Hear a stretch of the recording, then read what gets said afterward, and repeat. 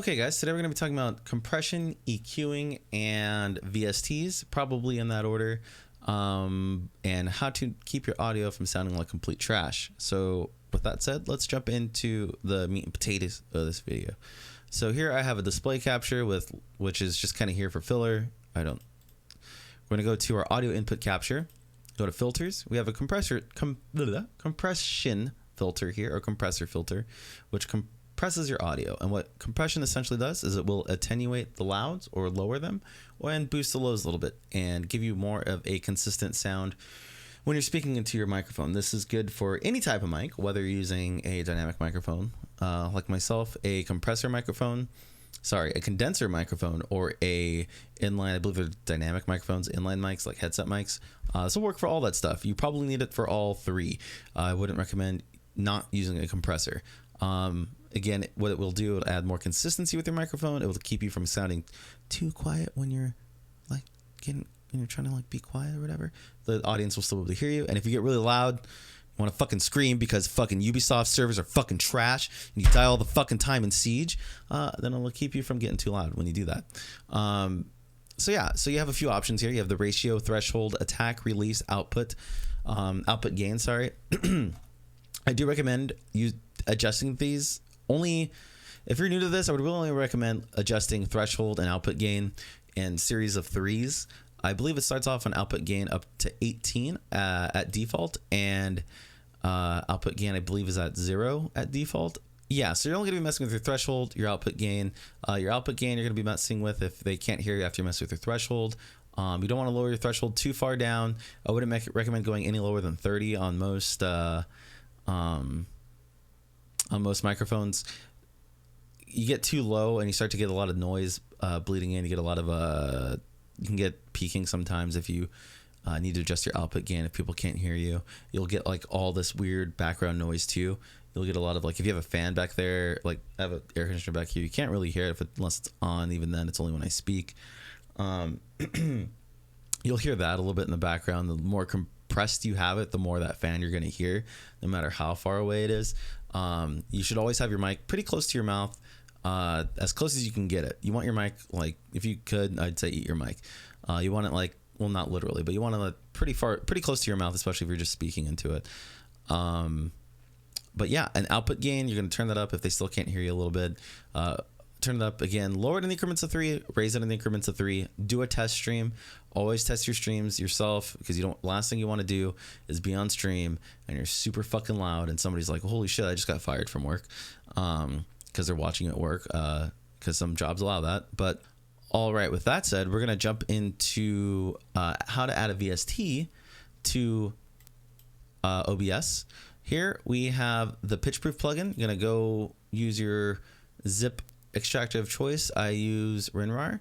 You're going to find the version of OBS that you're using, whether it's 64-bit or 32-bit here. Of course, I have 64-bit of OBS, as it says right there. And you're going to take that, you're going to make a new folder inside of your Windows program files. You're going to go to this PC, usually your C drive. You're going to go to program files. You're going to make a new folder called, where did it go? VST plugins. And it has to be caps lock VSTP. And then lowercase Luggins, Lugins. Has to be spelled that way. Otherwise, it will not be picked up in any VST compatible program. So you're going to take that. You're going to open up that folder. You're going to drag in the DLL file. All VSTs will use DLL files. Going to drag that in there. And from there, we'll go back here. You're going to go to your audio interface that you're going to want to adjust. Add a new VST plugin. You're going to say, okay, sure. You can rename it if you want. You're going to go to pitch proof, because that's one I have in here. That's one I just added. And then you're going to open plugin interface, and you're going to have this thing here. So this is a pitch proof plugin, which allows me to adjust the pitch to higher or lower. It can also do some auto tuning if you wanted to auto tune it. Excuse me. But you get cool sounds kind of like this with it. Fucking let me inside. I went to go get cigarettes and I'm never coming back again because I fucking hate your guts. And that's like 90% of my streams. So if you guys like that, that's twitch.tv/Etwurt. Yeah, and that's basically it for VST plugins. There's tons of different kinds. I haven't had an issue with VST plugins, but make sure you do backups just in case of all your settings. I'm sure there's a ton of YouTube videos on how to back up your OBS settings and all your profiles and shit. I would look at one of those because this is going to be more, it's going to get more advanced the further we go along. I don't have time for that. So, and they're going to do a better job of it than I'm going to do. That's for sure. So most EQs will look something like this as soon as it pops up. I'm using Voice Meter Banana and I use a 2PC setup. So I'm able to use the setting here. I'll do a 2PC setup later on with audio and such in the series. I'll probably do that one next. So here we have like a typical EQ. You have most of them have 8 bands. This is a 1, 2, 3, 4, 5, 6 band EQ, which just means you have more options to tweak. Generally speaking, I want to pull out, no matter what kind of mic you're using, I want to pull out the lows because it gives you that rich broadcastery sound. You can cut down things from 10,000 kilohertz from over here. 10,000 kilohertz over here. You can cut that down if you're getting a lot of background noise, a lot of hissing. That's usually where a lot of hisses hide in the sibilance area. But yeah, that's basically it. It's a real quick rundown on how to make your mic not sound like shit. And again, you can find all that these VSTs, free VSTs. Just Google free VSTs. There's a ton of different kinds. There's delay kinds, which will give. There's reverb kinds. There's compression kinds. So if you don't like the compressor inside of OBS, you can get your own. There's EQ kinds. So if you don't like the EQ inside Voice Meter, you can get your own.